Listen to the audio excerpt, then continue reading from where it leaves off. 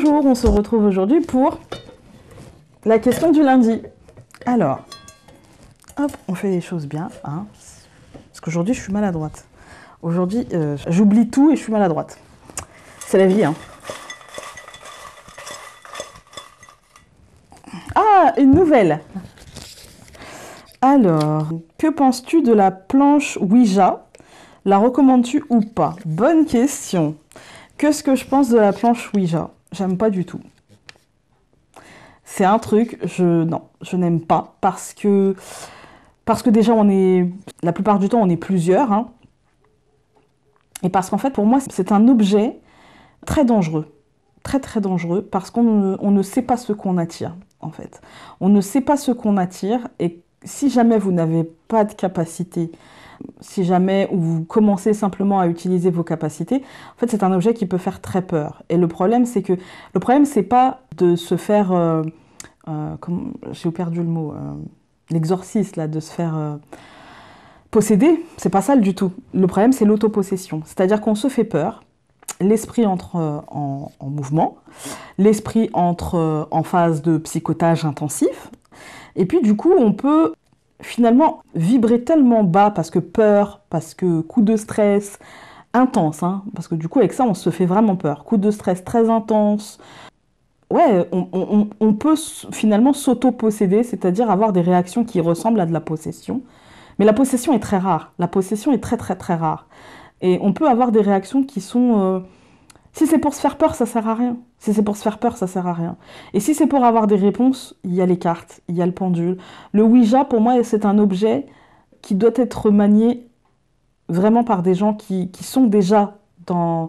Vous voyez, par exemple, moi, j'ai certaines capacités que je développe par mon intuition, que je développe par l'écoute de moi-même, et du coup, l'écoute des énergies qui m'entourent, des énergies diverses et variées, hein, des énergies pour vous aider, mais aussi des énergies...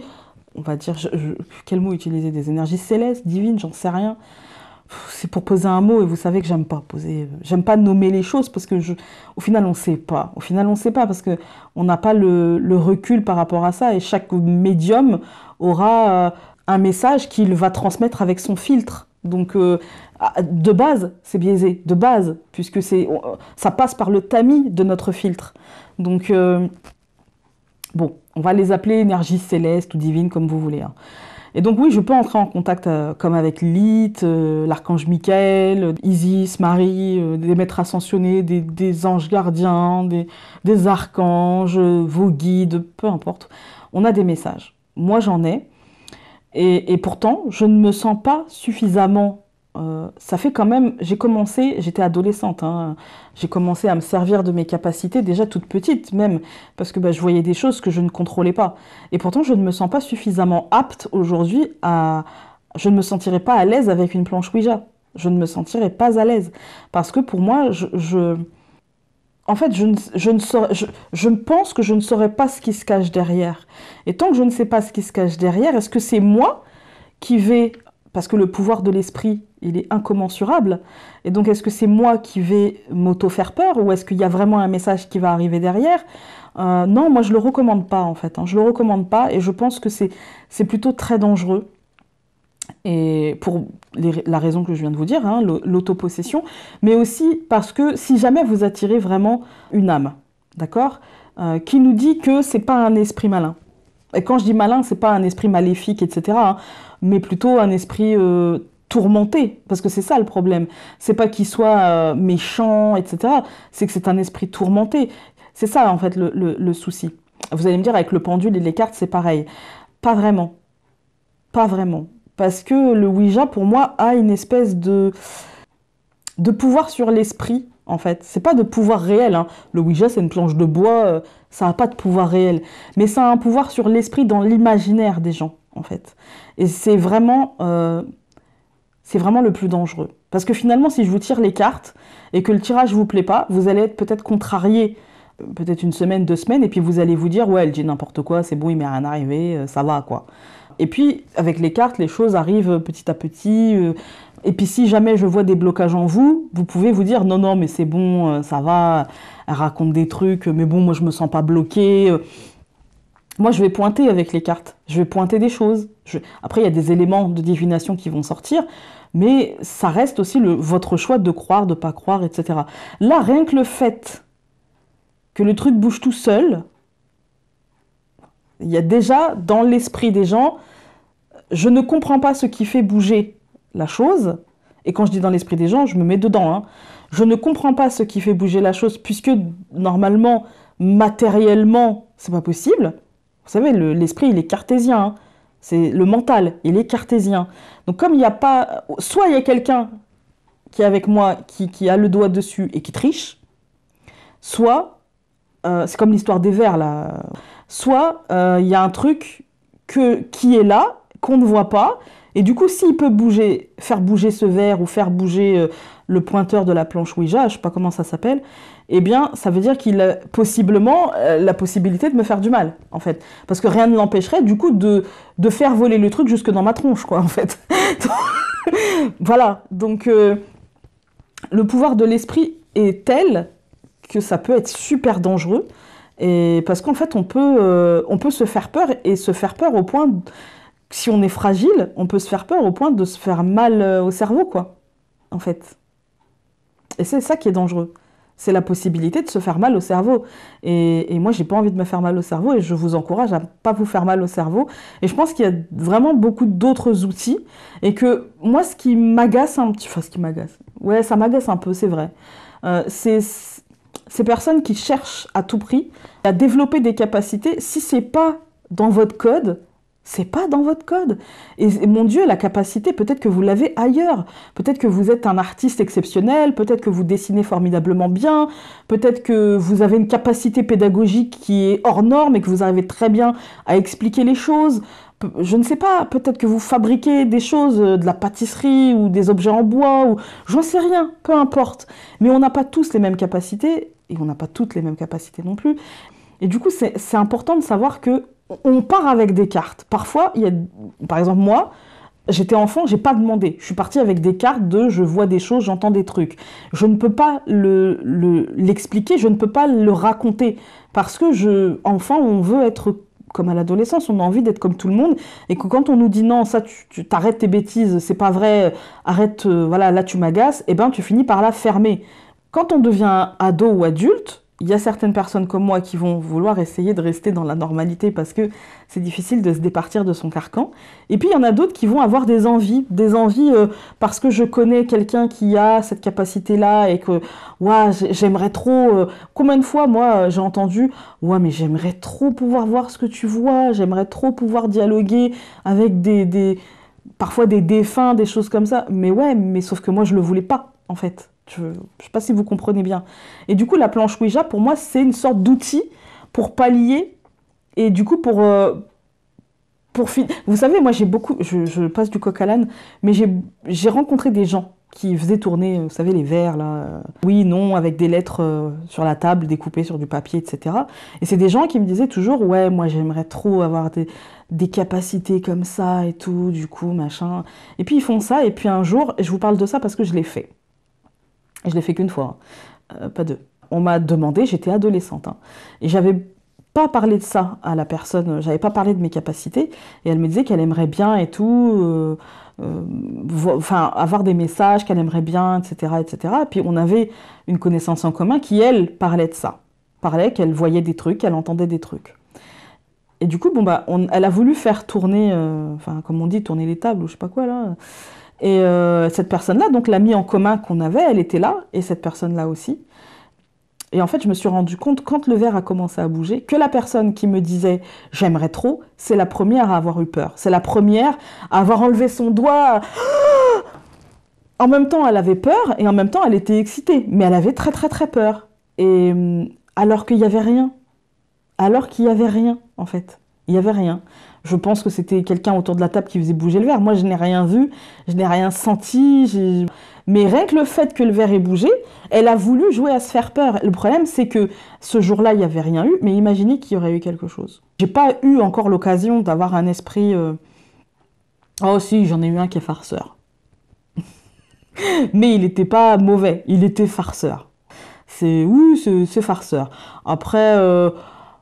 Quand je dis farceur, c'est-à-dire que moi je suis fumeuse, donc je vais sortir dehors en pleine nuit, l'hiver, pour aller m'en griller une. Après manger, souvent, donc je sors, il fait déjà nuit, hein, 20h, il fait nuit. Et du coup, parfois, je vais voir, par exemple, juste des yeux. Mais je sais que c'est... Voilà, je sais que c'est lui. Enfin, lui ou elle, d'ailleurs, je ne sais pas. C'est juste farceur, en fait. Il m'a jamais fait de mal. Ou... Des fois, j'entends juste un rire. Je suis en train de travailler, en train d'écrire, et j'entends rire, en fait. Et ouais, c'est farceur. Voilà, c'est pas... C'est pas... Après, mon mari me dit, c'est peut-être dans ta tête, tu rigoles peut-être toute seule. Mais peut-être. Mais peut-être. Mais voilà, c'est pas... Et puis c'est pas tout le temps, en fait. Là, je sais qu'il est venu... Là, il est reparti, je crois. Il était venu un peu cet hiver. Enfin, en tout cas, je sais même pas si c'est le même. Mais comme j'y prête pas attention et que... C'est quoi qu'il disait, Chirac, ça m'en touche l'une sans faire bouger l'autre, un truc comme ça, bah voilà. J'aime bien. Et ouais, donc ouais, c'est pour ça qu'il faut faire très attention. Moi, je suis pas pour les planches Ouija, clairement. Je pense qu'il y a d'autres... Si vous voulez développer quelque chose, prenez un pendule. C'est très bien. Ça répond oui, ça répond non, ça fait pas trop peur. Parce que le pouvoir de l'esprit, faut pas le mettre de côté, hein. C'est vraiment important, faut pas le mettre de côté. Et sinon, achetez-vous un jeu de cartes. Et puis, avec un bouquin explicatif. Et puis, faites-vous des tirages. Je trouve ça plus... En fait, je trouve ça plus simple parce que la planche Ouija, ça joue avec la peur. Et quand on joue avec les peurs, eh ben, faut pas s'étonner si après on a l'impression de devenir fou. Forcément. Puisque la peur est une énergie basse, est une vibration basse. Ce n'est qu'une vibration. Ce n'est rien de... La peur, elle se dépasse. Mais il s'agit de ne pas l'entretenir et de ne pas s'en créer d'autres. Et du coup, pour moi, le Ouija n'est qu'un outil qui va faire peur à l'esprit. Alors, je ne dis pas que ça ne fonctionne pas. Attention, je ne dis pas que ça ne fonctionne pas. Je dis que ça fait peur à l'esprit et que ce qui fait peur à l'esprit, si vous vous sentez prêt et si vous n'avez pas peur et si vous êtes sûr de vous et que ça fait 15 ans que vous êtes, on va dire, dans une espèce de démarche comme ça, de développement de capacité et que vous vibrez ça, pourquoi pas, allez-y, il n'y a pas de souci. Par contre, si vous n'êtes pas en demande, je ne vois pas l'intérêt d'acheter cet outil. Vraiment, je ne vois pas l'intérêt. Je pense avoir répondu et donc est-ce que je la recommande? Non. Par contre, si vous voulez commencer et que les cartes, ça vous met un petit peu dans... Ouais, il faut apprendre, il y a un code, c'est un peu long. Prenez un pendule, ça répond oui, ça répond non, mais au moins vous êtes fixé. Si vous posez les bonnes questions, eh bien vous êtes fixé. Après, le pendule, comment le choisir? Parce que je sens la question arriver. Comment choisir un pendule? Déjà, mettez-vous dans l'optique de posséder un pendule. Et puis, voyez l'image qui vient du pendule. Est-ce que vous le voyez plutôt en métal, plutôt en bois, avec une pierre, ou simplement en métal, ou simplement en bois? Voyez la forme, est-ce que vous le voulez arrondi? Quelle est la forme qui vous appelle le plus? Quelle est la matière qui vous appelle le plus? Ensuite, regardez autour de vous, ouvrez les mirettes, et puis promenez-vous, et puis si ça se trouve, vous allez le trouver sur votre chemin. Moi, j'en ai un dans la tête. J'ai deux pendules. J'en ai un en métal tout simple, arrondi en goutte d'eau. Et puis j'en ai un autre qu'on m'a offert en résine avec de la pierre dedans. Morganite, ça s'appelle, je crois. Je ne sais plus. En fait, j'en ai un dans la tête. Je sais qu'il y en a un qui va tomber sur mon chemin. Je sais il sera en pierre et en métal, en forme de goutte d'eau, etc. Je le vois dans la tête. Mais je ne l'ai pas encore trouvé en vrai. Mais j'ouvre l'œil. J'ouvre l'œil et puis je sais qu'à un moment donné, il va tomber devant moi au prix qui m'intéressera, à un moment où je pourrais, etc., etc. Et du coup, j'aurais pas de soucis. Mais moi, je fonctionne comme ça. C'est comme pour les jeux. En ce moment, j'en achète moins. Je vais vous raconter un truc, ça n'a rien à voir avec la question. Je vous raconte ma vie. Hein. Hier soir, je voulais m'acheter deux jeux. Donc un le normand et puis, enfin deux le normand et puis peut-être un oracle. Voilà, je me suis dit bon, t'as beaucoup travaillé cette semaine. Tu peux te faire plaisir, c'est bon, fais un peu de shopping, quoi. Et donc, je cherche. Pas grand-chose. Et puis, ceux qui m'intéressent, sur Etsy, j'en ai plein qui m'intéressent dès le normand, mais en ce moment, je suis dans une phase où j'ai envie de couleurs. Et puis, bon, en ce moment, je suis un peu fatiguée, hein. Je travaille beaucoup, donc je me suis dit, bon, je vais quand même chercher, et puis j'ai pas envie de le faire, quoi. Et je m'endors sans chercher, sans avoir trouvé, en fait. Je m'endors sans avoir trouvé. Et donc ce matin, je m'apprête à prendre mon téléphone et aller faire un tour sur Amazon. Et là, j'entends clairement la voix de mon guide me dire non, mais en fait, tu vas juste prendre le temps de te faire le truc parce que tu ne seras jamais mieux servi que par toi-même. Et parce que tu trouveras toujours des défauts.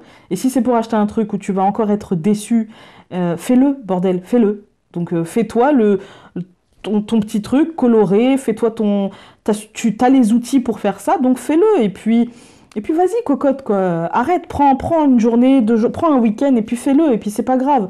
Et puis ralentis parce que t'es trop fatigué et que tu vas claquer, en fait. Voilà, tu vas clamser, en fait. Non, là, c'était vraiment ralenti un petit peu parce que t'es fatigué. Et donc, le problème, c'est que une fois que ça a été fait, eh ben, j'ai eu une sorte d'énergie créatrice qui est arrivée, mais depuis qu'Odin, en fait, est venu, et j'ai l'impression qu'il n'est jamais parti, en fait. Et même si je le vois plus, j'ai l'impression qu'il n'est jamais parti. Et du coup, depuis, j'ai une sorte d'énergie de soif de savoir, en fait. De soif de savoir, de soif d'apprendre, de soif de comprendre, et du coup, de soif de créer. Parce qu'une fois que moi j'ai compris, que j'ai assimilé, il faut que je crée, il faut que je matérialise quelque chose derrière. Et du coup, voilà. Bon, c'est hors sujet, mais au moins, j'avais envie de le dire et je l'ai dit. Sur ce, je vous embrasse très fort et je vous dis à très vite dans une prochaine vidéo. Salut!